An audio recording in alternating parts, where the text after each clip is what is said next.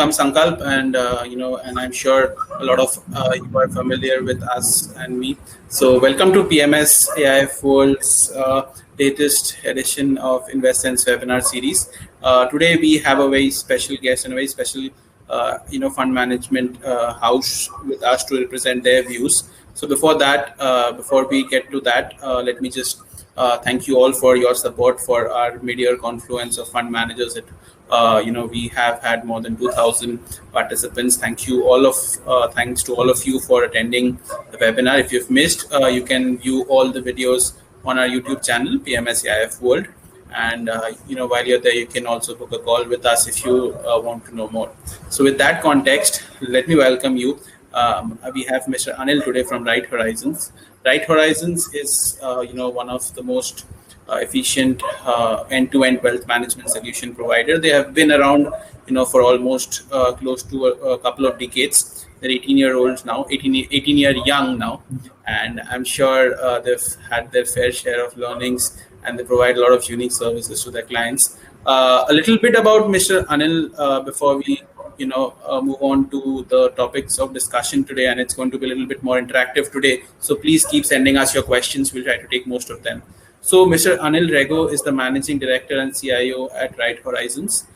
He manages around 4 funds at Right Horizons. The more popular ones are FlexiCap and Super Value Fund, which have done exceedingly well over the last few years. He is an MBA and a CFA charter holder. He prefers the contrarian style of investing, and he is one of the most seasoned investors around with a couple of decades of experience. He regularly features on business television channels and print and online media articles, and also teaches at a lot of leading management institutes.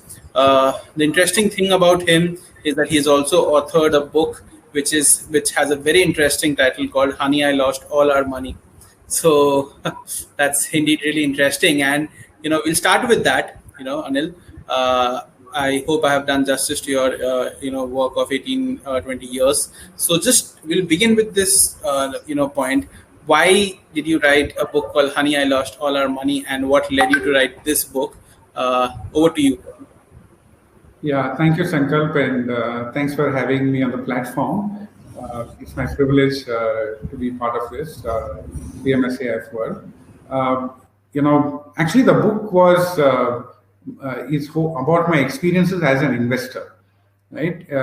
And also, as a wealth manager, advisor, fund manager. So I try to bring together, all my experiences and in story form.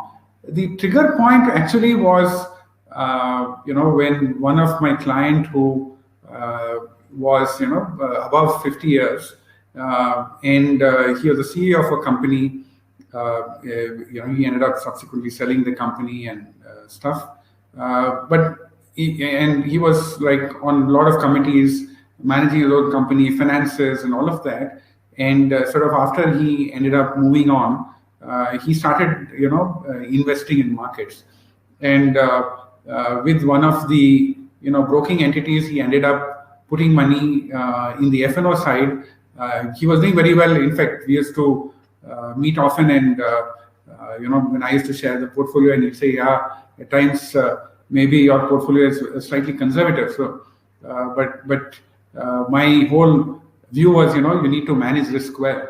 And what actually happened was he came to me one day and told me I need, an X amount, about 1 crore from the portfolio. And it sounded very desperate. That was in early 2008, and then of course he sounded very tense. So I didn't feel like asking. I told him, yeah, luckily we had book profits on your portfolios. We are sitting in cash, and we are ready to sort of we were planning to reinvest if on the fall, and you have missed this out. And he said, no, I really need it, and I need a little more than what is there in liquid. So I told him that we need to exit, at losses for certain, positions. So that was a point when, later on when I asked him, he said, I actually lost all of it on the F&O side. He lost, initially he made a lot of money, he put a lot more and more and more, and he missed the turning point of the 2008 market fall, and that was really costly for him, and he lost 3 crore beyond all the capital that he had put in on a cumulative basis. So my thought was, how do I educate investors, and how do we ensure that such things do not repeat? And I said, okay, it's time that sometime I should write a book and bring in all these learnings so that other people don't make the same mistake. Thoughtful, and I think the story almost resonates with a lot of investors, and I hope we don't get to hear such stories, but that's how markets are. Markets humble us more often than we think. So good. So with that introduction, now we will get to business and what we are actually here for. So Anil, would you take some time to introduce the Right Horizon brand?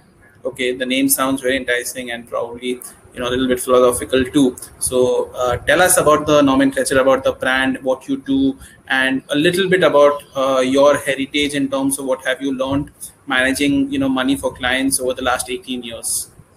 Yeah, so we started Right Horizons in 2003, and it was basically there's a story to that as well. Okay, I wanted to retire from corporate life and start on my own, and I set it myself a target of at 35. I wanted to set out on my own, and I said I don't want to impact my family, so I said I'll build a certain capital as a backup capital, and once I have that capital is when I will set out on my own.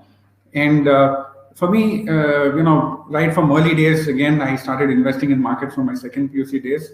Okay, and the good part was, I didn't lose too much of it. In fact, in early days, I even took a loan against securities, reinvested that, and did some of those crazy things. Okay, subsequently, of course, I must tell you that I've not done any leverage trades. Okay, but the good part was, when interest rates were going up, I, exited, always looking at the contrarian style. And so when I was, observing people come to me and ask for suggestions of, how to manage their money, I felt that, that is something that maybe will be useful. The second part of it was also about, the planning side. I was in the business planning and mergers and acquisitions of Wipro. And we used to do a lot of planning for companies that, in 2003, there was not much of financial planning, existent at that point of time. So I felt this is something which is critical, and just like I achieved my goal, okay, I want to help others achieve their goals. And that's how the name also, Right Horizon, resonates with that, okay. So that's the thing. I mean, our a lot of learnings over these years, okay, and I think we'll spend this whole session if I go through that. So let me, focus a little bit on, what is it that we stand for, and stuff like that, and what has been the learnings that we have. So let me first actually go back to my overall learnings over the years, and I think so. If you go back and see, right, my book itself tries to capture many of the learnings on personal finance, but coming to markets, right. It's all about markets tempting you to do the opposite of what you should be doing, right? You actually feel like investing, when markets are at a peak. And because of the way our minds are and the way we are constructed to look at past data, right? When I see the best past data, it's probably the worst time for me in markets, and vice versa, right? And that is something which, again and again, over periods of time, and myself being a bit of a contrarian investor, I thought, I always used markets as a, when everybody looking the other side, I would, look to invest in the, in areas which are sort of beaten down. At the same time, it's not just, doing exactly the opposite, it's about studying, underlying, which is the second learning of mine, is about looking at data, right? And making those informed decisions, and while you're contrarian itself, you have to look at, for example, today I will look at, global markets, inflows, outflows, currencies. I track gold. I would, look at commodities, and wholesome, then you get to learn a little bit of the market cycle. Okay. And let me give you an example also, of gold itself, right?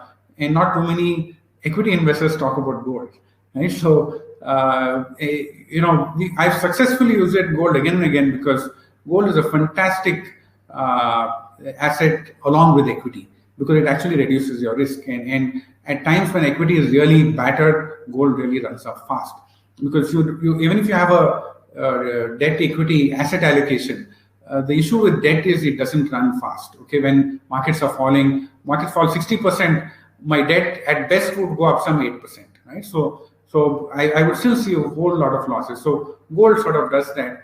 And when even in the recent times when gold hit $1,200 per ounce, we went and bought. Even I gave a recommendation to investors saying that this is we're giving a buy call on gold. Not too many people actually invested in it. Okay, because I mean they were almost 4, 5 years, 6 years of pathetic returns. Okay, and they were really frustrated with it, and that's also a time when we like to see it. Okay, the third aspect to or the learning is about managing risk, and that's again and again I think markets repeat, and you will always see that the falls are much larger. Okay, and which is why it's very important. Let's say let's take the last large rally, which ended in say 2008, right? It went all the way, I think, from almost like 3,000 of the Sensex to 20,000, right? 20,000, 21,000 odd.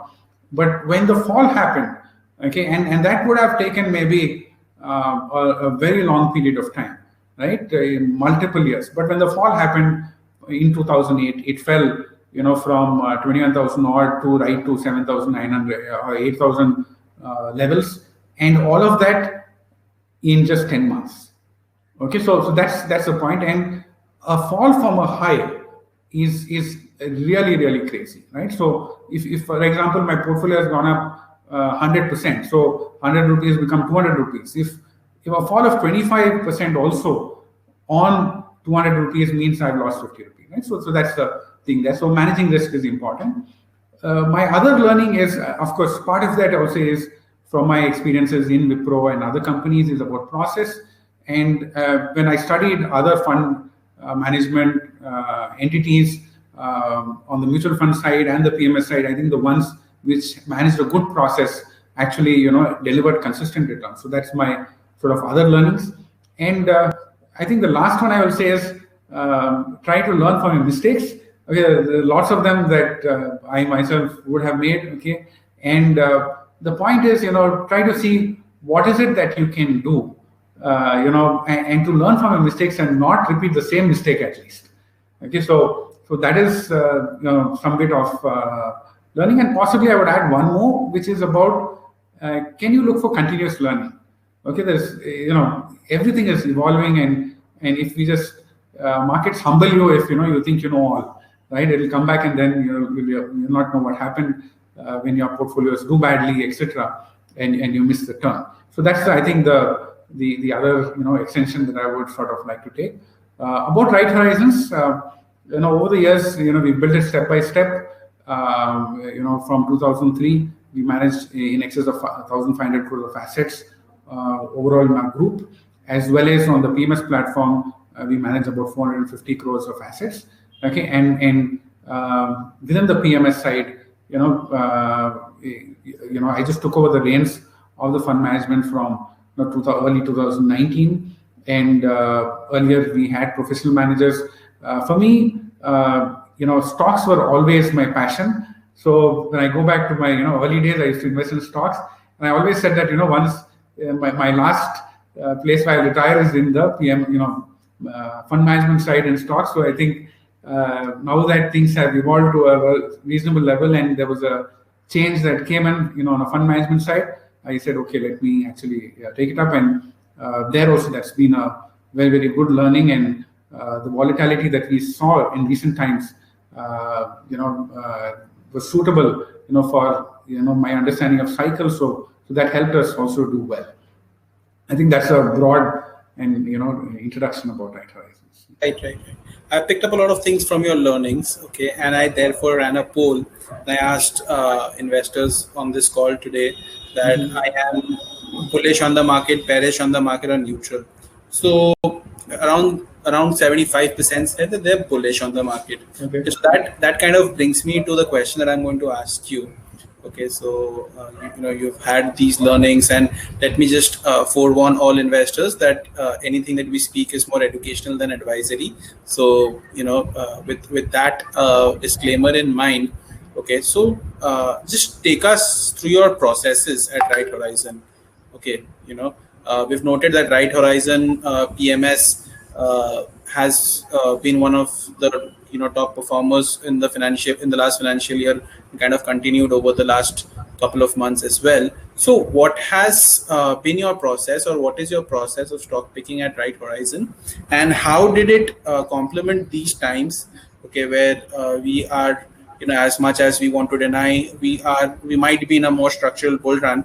How did you stand true to your process and maintain that, and ultimately as a function of that kind of have the performance that you delivered? So what do you? Yeah, so Sankalp, if you can bring on the presentation, I thought the process is best done in a structured way. Sure, just a second, I'm just bringing up the presentation.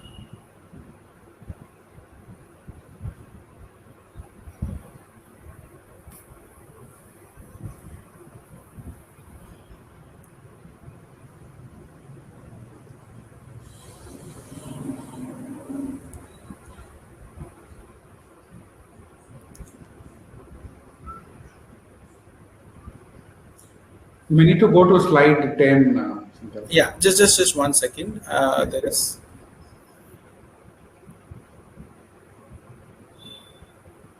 So while we.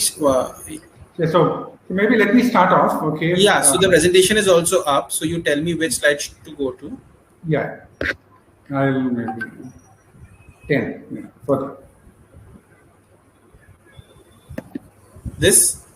No, further. You can. Okay, maybe we'll come here. Okay, sorry. And yeah, so basically we have a 4-stage process. In fact, my thought here was to have it, each stage of the investing process, is captured here, and we run it in a very structured way.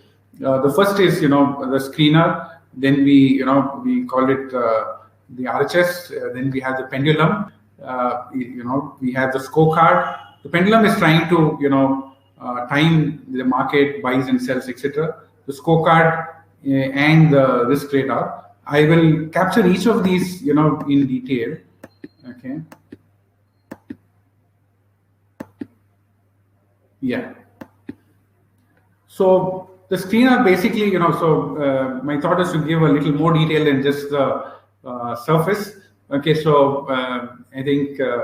As investors, also if you are investing in stocks, if you have something to learn, that's great. Okay, and we believe that knowledge is key, and starting off with the RH screener, basically we first look at the overall universe, and then we apply certain criteria to it. Okay, the criteria could include the growth in sales, the ROS, ROC.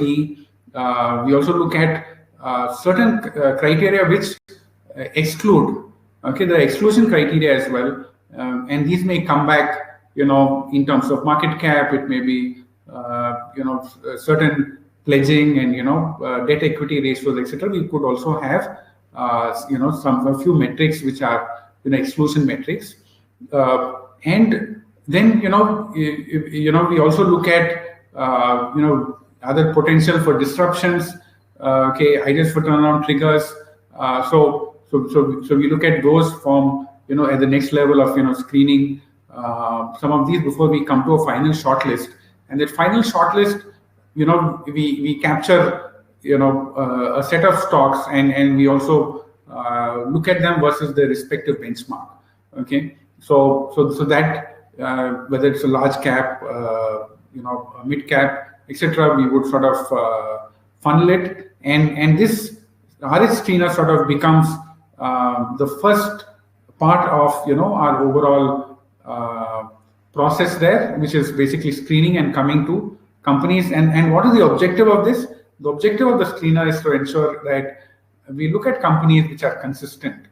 And if you see, a lot of these measures are looking at a 3-year growth rate, a 3-year ROCE, etc. Okay, and that is something which is sort of important to us, because we're not necessarily like looking to get stars in the short term and see volatility, because it's also not part of our overall philosophy. Okay, the second one is actually getting into the next level of detailing, right from building financial models, looking at P&L parameters, valuation metrics. Okay, and so we look at a lot of those factors as in terms of a financial modeling. We also would look at the balance sheet as part of that. Debt to equity ratios, the interest coverage, and various other balance sheet measures, which we look at it. Then we start looking at efficiency measures like the ROE, ROC, asset turnover. Because in some form that gives us an idea. Because I think what I believe is numbers don't lie beyond a point if you look at it for extended periods of time, right? And where you are able to look at that deep dive, you know how efficiently a company A is managed versus a company B. So that is something which helps us to look at it in terms of a scorecard. We have, again, like I said, some bit of on the risk side and quality side, where we look at aspects like promoter pledging, etc., as part of our forensics checks. Okay, we will also look at what is the level of institutional holding, the credit rating. We also do certain checks on the managements beyond just what is captured here. And the last is a bit of a qualitative filters. Okay, because I think what is important also is to be able to look at companies beyond numbers into the future, right? As to which are these companies which are sort of well positioned to become upcoming leaders. Which are the companies which have growth triggers in, have tailwinds, which can sort of take them forward. And if they are able to create a disruption, that is something which sort of helps. While we do it also, I think we try to look at ones which sort of are just coming to the next level, because where we see transitions like that happen, it actually makes a good sense to invest in them for the quickest return. The risk framework is another one which is very, very important for our overall framework that we have. And so looking at, and this is something that we also do not only at the start but on a continuing basis, and that's why we captured it separately as well, right? So every quarter, every month, there are certain parameters that we continue to keep checking, because say you may have invested into a company, but then after that you don't want to miss out on certain aspects that come in later. So that is something that is sort of very, very important to do. We also, as part of the risk side, look at various risk measures on the stocks, the beta, and aspects like that. We also look at, as part of the risk framework, the sectoral caps, stock level caps, okay, and also look at the business mode, in terms of how they can manage for the future. And the last is, in terms of looking at the RH pendulum. The RH pendulum basically looks at trigger levels. Now, it's also important, in our view, to manage the timing as much as one can. And we found that many times we've looked at companies that valuations are very steep and we're uncomfortable with, and we pull them out of the portfolio, and either they stay stagnant for a long period of time, or they end up even correcting sharply. So that is something which is what we also do, and we do it on various parameters, right, from technicals to fundamental P ratios, etc. And also we look at market cycles, because at times you need to superimpose that. At times you can take a higher risk, at times you cannot take a higher level of risk. So that is something which we also sort of look at. So I think to bring it to life, maybe to give an example, and when I'm talking about stocks, I must say that this is more for illustrative purposes and for learning. and this is not we're not going to give any buy or sell recommendations on any particular stock. Okay, so that is something that we sort of keep in mind. And so this is a company which is Dixon Technologies, which is an outsourced manufacturing. It really benefits from this whole environment right now, China plus one, and we saw that early, and it's been a early pick for us, much earlier, and it's done very well for us in our portfolios.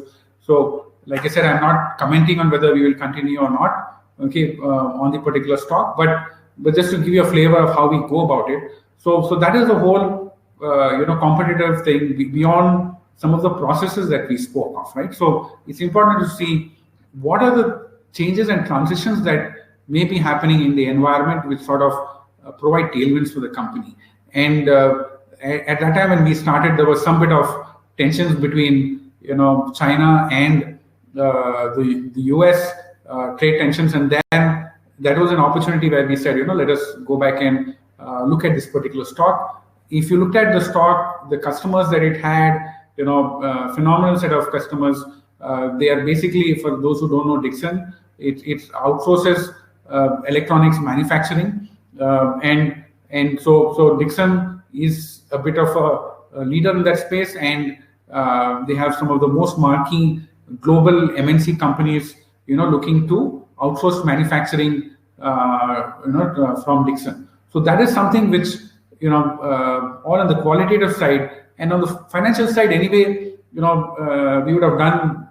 have done a lot of the detailed number crunching, etc. But difficult to show all of that here. So we just capture, for example, from the parameters that we spoke of, like net sales growth, okay, versus 8%, which was our threshold. The company, delivered 21.44% 3-year growth. The ROC, our benchmark was 12%, and it delivered 31.74%. Okay, debt equity also was like 0.16, so almost no promoter pledging. So sort of a company like this, both from the strategic qualitative side, where we're looking at an emerging leader, made sense, as well as from the financial side. So should I stop the presentation for a while now? Yeah, you can do that, please. So that was very interesting, very insightful, and I think screeners work best. However, just for trivial, I just ran a poll on how many people on this call actually use screeners to either select stocks or funds. Close to 45% said no or sometimes, which means that the process is somewhat unique, and screeners involve also a lot of personal, how you look at these parameters, like you said for Dixon, how you look at a particular screener. There could be cases where you might be okay with some checkboxes not meeting, or in certain cases you would be absolutely rigid about checkboxes meeting. Okay, so how did this entire process of investment that you explained in detail work for Right Horizon during the crash of 2020, the COVID crash, and ultimately also in the revival and in the rally, the returns that you made over the last 1 year or in this calendar year? How did these two gel together to get the returns? Yeah, so actually we got good coverage as well from media, for our performance in 2020, and like I said, it was interesting that it was a call that it was a conscious call that we took. So October to December of 2019, okay, we were uncomfortable with valuations. Okay, so we ended up cutting down on various parameters. For example, we increased cash on the portfolio. We had financial stuff, in line with the index, and reasonable percentage, which we again sort of reduced significantly. We sort of invested into pharma. Okay, at that time pharma was beaten down and not actually something that people wanted to look at, because again pharma had a very, very long period of down. Okay, but we felt it was a good defensive, and we also looked at cutting down on even on the financials, like we let go of the tier 2 and the smaller names, etc., focused on the core ones, and that sort of paid off very well. And so when COVID hit, we were very, very well placed, and we took various measures. Interestingly, we sort of deployed back and we increased the risk as markets were falling. Okay, so that is something which so FY20, for example, the flexi cap fell 21.2% versus the Nifty 500, versus the benchmark index of the fund, fell 27.6%. So almost like 6 odd percent, we did better sort of than we fell lesser than the index. And must keep in mind that at that point of time, most other managers ended up actually falling worse than the index. Okay, because they were all, I think, running for growth and stuff like that, both on the mutual fund side and the PMS. We found, I think, many managers actually underperforming and actually falling more than the index. Okay, now coming back to the good part is because we invested and increased our risk when markets fell in COVID. Again, it was a period where we also went back to clients and said, come and add money. Okay, and some of them listened to us, some of them very nervous, saying that we've not seen something like this before. But that's something that the discipline that we took, saying that when markets have fallen, it's safer for us. And again, coming back to my understanding of cycles and an overall organization, where we see fear on markets, we believe the turning point is near. Okay, so that is what we saw in markets, and we were reasonably confident, and we did that. And the good thing is in FY21, so because of various other investment decisions and measures that we took, right, we ended up growing 79.9% in FY21 versus a Nifty of 76. Okay, so we got an alpha of another 3% in that point. And the good part is, we crossed the highs earlier than the index, much before the index, because of this particular approach. So our whole portfolio and philosophy is about not necessarily only looking at risk and saying, okay, let's look at low returns because risk is thing, because this is meant to be a more evolved product, and it's meant for investors to be able to take advantage of opportunities as well. So we look to take, when the time is right, and take advantage of opportunities. But we are not necessarily trying to be the best performer, when markets are high, because like I mentioned, based on experience, the falls, whenever it comes, we've not seen one, okay, can be steep, right?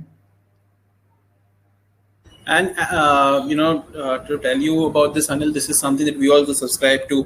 When you look at equity, what do you think about? You think about risk or return? It's very important to understand that equity is to create wealth, disproportionate wealth. Risks are a part of that process, but you would rather you would be a happier person focusing on where you can get your return from. So that's a very interesting take. So we'll come to the question about cycles in a while, because you have seen a lot of them in the last 20 years or so. But the question that I want to ask you next is a follow-up on the process question. So do you attribute performance, or do you attribute top quartile, top decile performance only to processes, or would you say that there is something else to the process, that is beyond the process, that also helps gain that edge in performance and also maintain that performance after over longer periods of time? Yeah, so I think there are two things that apart from process, which are important things to look at. One is, like I said, the ability to be able to look at a crystal ball gaze, right? So to be able to look at the future and say, okay, what is it that can or that is likely to do well in the future? Okay, so there's a lot of the qualitative strategic side and study of it. The second part of it is, I think, about cycles. Okay, because process in itself is one, but so what we look at, for example, is we may change the mix. I may still look at the stock, right? But I may say go for larger cap and use the same process, right? So I may change a little bit of the mix a little bit, based on the overall view of cycles, and that is something which I think together, helps. One is you get consistency through process, and better quality also falls lesser. But secondly, if like you are able to be out of the market and also manage it, see, you will not be able to get the whole exact timing, right? So you need to leave out some bit of the timing there. So even during COVID time, in the portfolio at least we had deployed a little earlier. And when at the last we came back to clients and said, there's opportunity further, why don't you invest? So that is, I think, a combination of these two which sort of make and it sort of becomes important. And let me give you an example. Maybe when I'm saying cycles, I'm saying looking at the future and stuff like that, and going a little beyond just the company itself. So specialty chemicals was one segment that we liked, and the trigger point for us when we saw data that Chinese manufacturing was actually going down reasonably well, and it was there. The trend was sort of visible for a period of time, thanks to pollution measures and other things and restrictions that the Chinese government had brought in there. And the other corollary was where will some of this move? And I thought India was going to actually benefit from it. And the specialty side, then when we dug deep a little further, right, which evolved over a period of time, it was a slightly specialized area. So the team also reached out to other people from industry, people from the IT network, etc. And we were able to actually understand that yes, some of the companies are very well placed. So which is where we sort of went ahead and sort of added some of it, and a few companies. In fact, we added across portfolios companies in specialty chemicals, and they all did phenomenally well. So that is something which is an example of how going beyond just the process side, and in terms of analyzing what we think will do well for the future.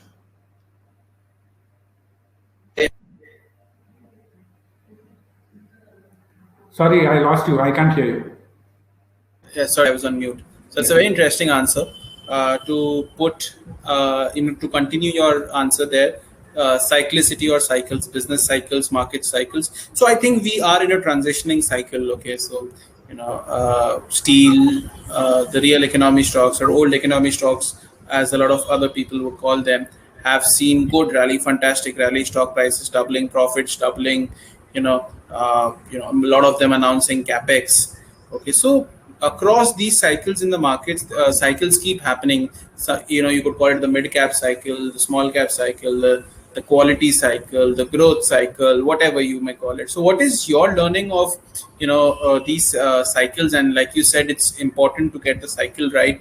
Okay, so what is your take on cycles, and what do you we'll just make it a little bit interesting, and what do you see as the next cycle to be, or if we are in the midst of a cycle, according to you, what is this cycle going to be like? Yeah, so I think there are various cycles that are, and you're right, we believe there's a lot of transition that is sort of happening. And this, I think, started a little earlier as well. And some of that, for example, the move from large cap to mid caps. In fact, into 2017, for example, we sort of moved out of mid caps into large caps, and mid caps did see a steep fall when we did early 17. So similarly, about almost like a year back, we went back and started adding mid caps and increasing exposure. And what is the reason for it? The reason for it was looking at data. We just tracked relative strength of large cap to mid cap index, and what were those inflection points, and we felt that we were at a point which was closer to inflection. So even actually before the mid cap things started moving, we started slowly adding mid caps both in our portfolios. In fact, on the wealth side also, it was easier to do through systematic investments, etc. But that is something that we sort of have kept adding, and continue to look for companies that have grown. So similarly, if I look at we have strong views on maybe even the global side. Maybe the US has done very well. And we are reasonably negative about the US, because our view is the leader of the previous decade sort of is a laggard for maybe even up to 2 decades, not just one. So that is something which sort of is the other one. Within, I believe like manufacturing, etc., coming back strongly vis-a-vis some of the other industries which did well in the past. Okay, I think consumer will probably take a little bit of a slowdown in relative sense to some of the others. So I think there are a whole lot of, and I think also value. I think value will also sort of come back a little bit. So while we are doing our various processes, we also tightened certain parameters on the valuation side. So those are small changes we may make in our process itself, to take advantage of certain market conditions.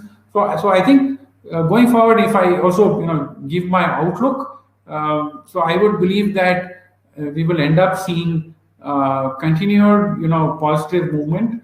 Okay, however, we are going to see some bit of volatility as well. We saw one round in 2020, and I believe that markets also need those intermediate corrections. So I think if it was not for COVID, it would have been for something else. Okay, market just sometimes needs a reason to do what it has to do, and we would, I believe, find the reason later, and so which is why I believe that looking at risk-adjusted return is very, very critical for an investor at this point of time, and I think it's not an option anymore, because valuations, as you can see, are sort of going up. And my warning also to investors is better times and huge performance times are ones which you need to be cautious about. Okay, even though you may really feel like investing. Okay, so when all of the IPOs thing and various momentum comes in, I'm sure maybe some of the Zomato, etc., were early ones. Maybe it will do okay. Okay, and it may not do badly. It may do reasonably well. But I think over a period of time, you go and catch the next one on the basis of Zomato. You probably and after one or two more, you will find that you are catching the ones which are likely to fall. So I think it's about, and if I stick my neck out while I said about the US, I think and believe that India would be the star of this decade. Okay, because and many people, and one has been saying this a little bit earlier as well, even through COVID times, because again, looking at cycles, and we had a very bad decade ending 2020. Okay, so if you go back and look at debt returns were better than equity returns of the Sensex and Nifty. So from that standpoint, also from a turning cycle, as well as a lot of the initiatives and a lot of the measures that have been taken, I think will start evolving, and we'll probably see things moving in this decade, even for people who are little negative, saying that okay, can we see third wave, etc. Yes, so there could be volatility, but be careful. But I think and manage risk, and I'm sure you will do well and grow your wealth. You're on mute. I think this is "you're on mute" is the word of the year or something like that. So we have a lot of interesting questions, but before that, one question that I would like to ask you: you've got a lot of not lot, but quite few strategies under the Right Horizon umbrella. Can you just give us a brief onto what strategy is for what kind of investors, or what kind of investors should look at what strategy, and then we will take Q&A from the audience, which are few of the questions are very interesting. So yeah. Well, Sankalp, while I talk, if you can bring out the presentation, there's sure. Also the risk and return, okay, where we captured, for a few of our strategies. See, I believed in, providing the whole range to clients, and while we manage risk, this one. So while we manage risk, okay, my view is that we also need to, see how do we take advantage of opportunities and stuff. So we also de-risk from ourselves. So the thought is, we have two other fund managers apart from myself, and they run things pretty independently, so that we're able to take advantage and have different ways of working. And so if the range is right from the lower risk side. I have a balanced fund which has three risk levels: conservative, moderate, and aggressive. Okay, and then we go off into the large cap, which is where we have India business leaders. We also have another AI-based portfolio which we sort of are seeding, and that's called Alpha Bots. And we have FlexiCap, which is in the FlexiCap side. It's really different from multi-cap because it has a lot more flexibility, thanks to flexibility that we have as PMS versus, say, the mutual fund side. And I also have, let's say, gold as part of it. We don't take large exposure in gold because it's meant to be a return portfolio. But in the last move that happened, we actually made 50% plus returns on gold, right, on the portfolio there. And that the good thing that there was a period when other things did not move, right? So then we have Super Value, which is a portfolio on the mid and small cap side, which has also done well. We have underserved and undervalued, so there are other strategies there. And we have a fund of funds which we introduced on, which is a bit of an actively managed fund of funds, which is called All Seasons Mutual Fund of Funds. Okay, and that's called All Seasons. And so that also could have debt on the portfolio, but we benchmark it against the Nifty. Okay, interestingly, so whatever returns you are seeing here, right, is despite having debt on the portfolio. Okay, and so that is sort of brings down the risk for us substantially. And I like to look at both risk as well as return measures. Okay, and if you see on many of the risk measures, we also do very well, sort of in comparison with the index, as well as if you look at average monthly returns, which is sort of telling you on the consistency of performance. Right, so that's the the whole picture about the funds that we have at Right Horizons. Right, very interesting. So Anil, can we take a few questions from the audience now? And there have been quite a few. Yeah, please. So the most interesting question that came today on the chat today is from Mr. Madhusudan, and I'm asking you this because you've also been a wealth manager before a fund manager. Okay, he asked a very, very pertinent questions in asset allocation, planning, and execution. Okay, what type or category or class of debt funds to choose from? He says that almost 16 exist, 16 kind of debt funds exist. Okay, so equity, we know there is growth, value, mid cap, large cap, flexi cap. Okay, so as a wealth manager, and you also stressed on risk and an asset allocation. So I think you will take that answer very, very judiciously and very, very interestingly. So over to you.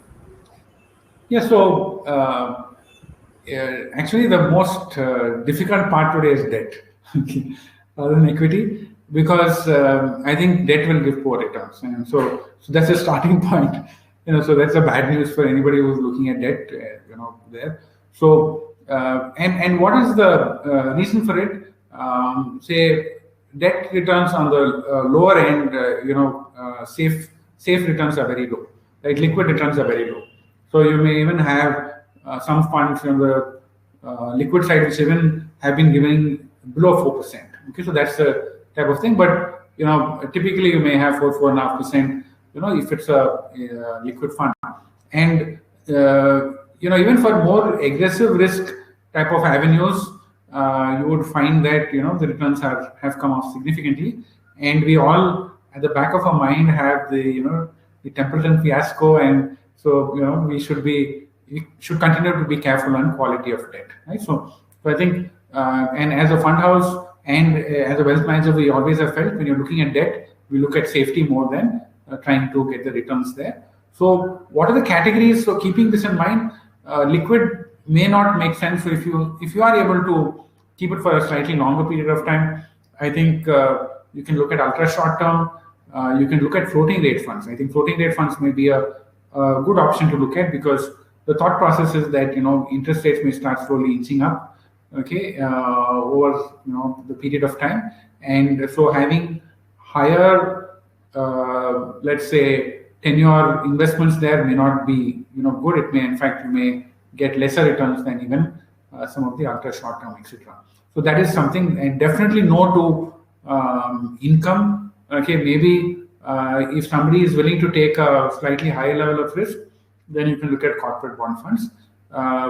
You can look at credit risk funds, but you have to be very, very careful about maybe which is the fund house, and I think the past period has actually shown which are the fund houses that have not got impacted by credit risk, and you should only look at some of those. But I would avoid it at this point of time.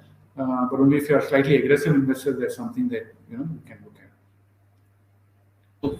Thank you, and I think that answers a lot of questions of investors on debt allocation. Another very interesting question. Okay, I'll come to that. So before that, quickly, growth or value, what is which side do you or Right Horizon fundamentally aligns to? I know one of your fund is called Super Value Fund, also concentrated or diversified. We'll take these quickly because we have other interesting questions as well. Yeah. So super value, just to clarify, maybe the name may not be appropriate from a value side. Okay, so it's just that it's a mid cap fund, and it's not necessarily saying that we only invest in value stocks. Okay, so I think over a period of time, value will over the next few months, value will also get into prominence. But so what we like to do, can we get the mix? Okay, can we get a combination of both? Okay, and that something which is growing well and not very highly valued is the is the segment that we are trying to look at. It's getting more and more difficult as markets are moving up, right? So, but yeah, so that is something which because we've locked in some of them, I would look at doing a combination of both, not going excessive on the value side, but yes, I think value will do maybe even better than some of the growth companies which have been growing in the past. Right. Okay. Concentrated or diversified, or what is your right mix of stocks in a portfolio? So I would still, for part of our portfolio, only look at concentrated. Okay, because market valuations are high, and I would like to be conservative. Otherwise, if it was an early stage, I would have said concentration. Okay, so possibly what you can do is have a smaller part of your portfolio in strategies which are concentrated, but maybe have maybe 60% in on diversified side. Yeah. Okay, so thank you. Another interesting question from Nishida comes. Okay, it's a very interesting question actually. Mm-hmm. So we all know that as interest rates or policy rates across the world come lower, it obviously has an effect on equity returns as well.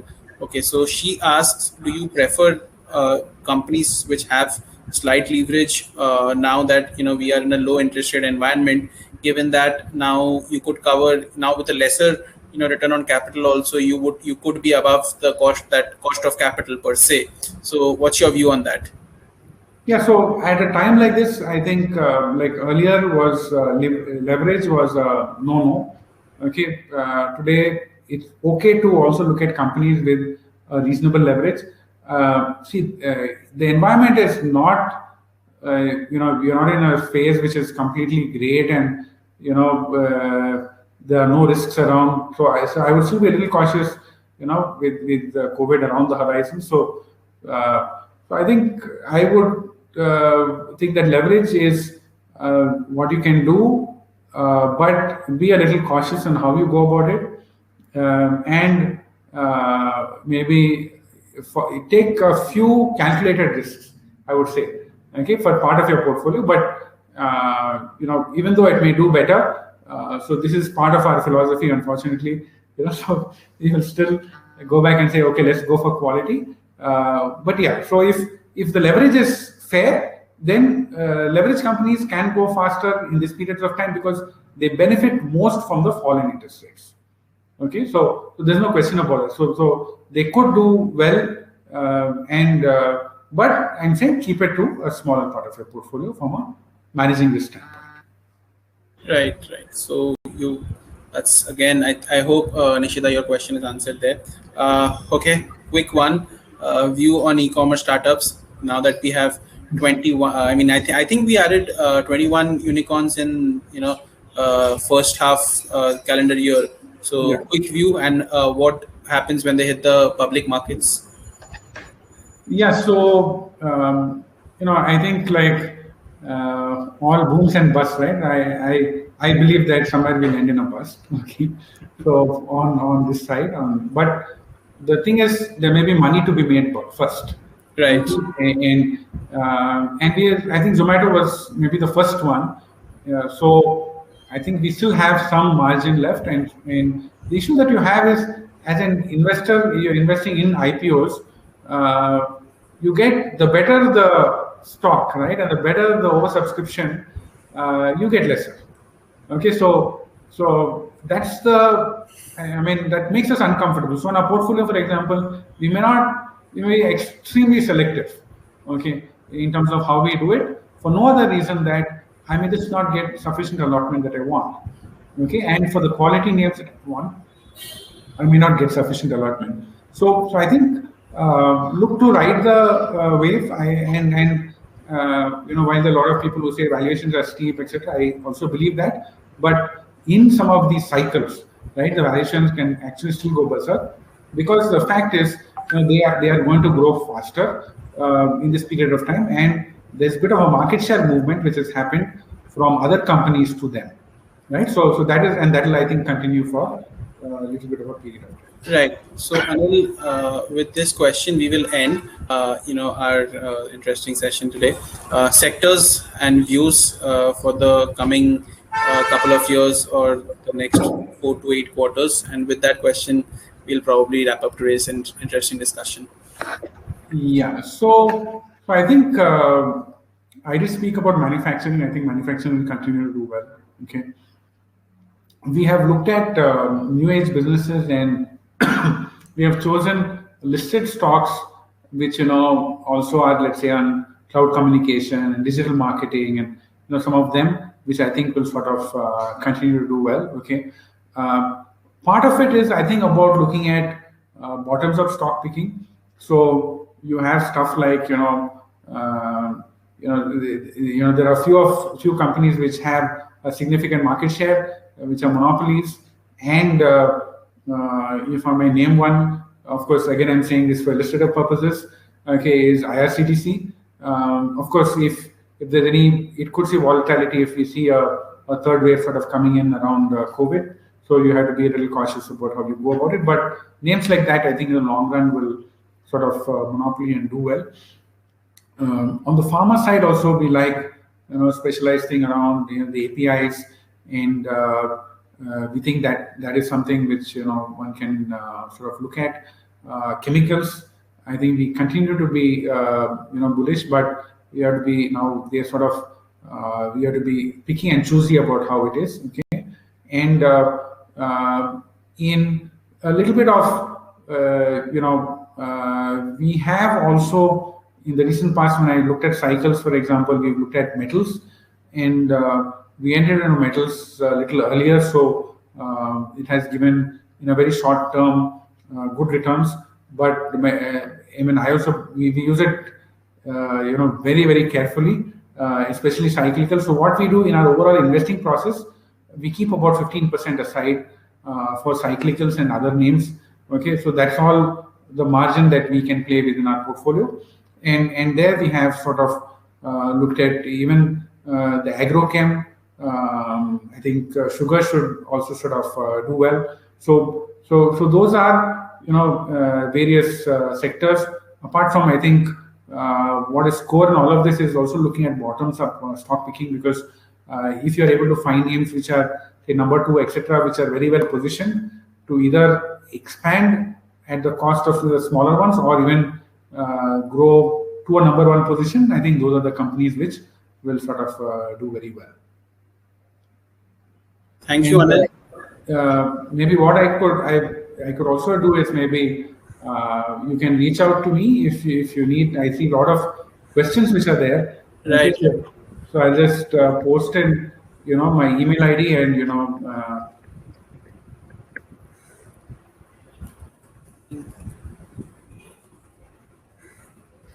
yeah, and so that is maybe something that, you can reach out and feel free, and myself or my team will try to, support you in any sort of queries that we have. Right. Thank you. Thank you. That was very insightful. A lot of learnings, a lot of lessons, both in terms of money management and wealth management. So to the audience, Anil has dropped his email ID. So for any thing that remains unanswered on this call due to the lack of time and nothing else, please do reach out to him. Thank you, Anil, for being with us. Thank you to the audience for being so patient for for the last 1 hour, and we hope to have all of you again soon. Stay safe, stay home. Thank you. Yeah. Thank you, Sankalp, and thank you all the people who attended and participated. Well, thank you. Thank you.